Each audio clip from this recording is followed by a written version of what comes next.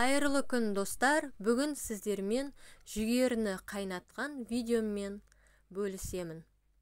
Каналыма тіркеліп, лайк басып, комментарий қалдыруды ұмытпаңыздар.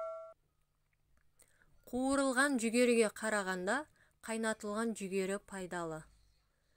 Қайнатылған жүгері терінің қартаюын тежейді.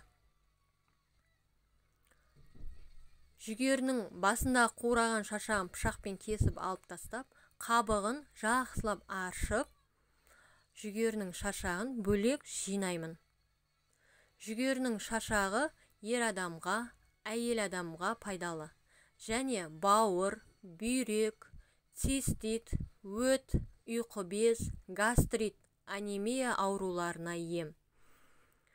Жүгерінің шашағын осылай үй температурасында ыдысқа жайып, күніге астын аударып, осылай ашып, қалың жерлерін осылай жұғартып отырамыз.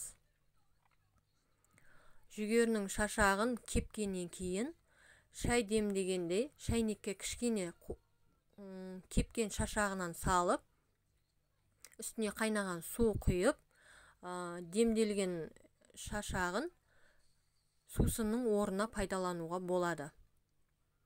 Барлық ашып тазаланған жүгеріні үлкен ыдысқа салып, сыймаған ұзын бөліктерін екіге бөліп, үстіне салқын суды құйып, толтырып, жүгері батып тұру керек. Астын қатты отқа қойып, бетін жауып, қайнағанша күтеміз.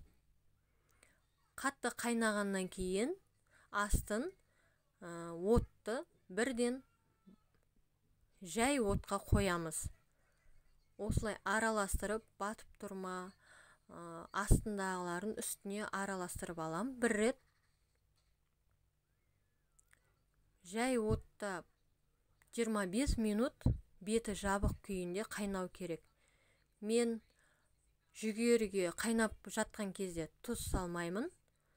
Пісіп алғаннан кейін қалағанынша әркім өзі сеуіп жейді. Піскен жүгерілерді осылай ыдысқа салып алдым. 25-30 минутта пісіп шықты.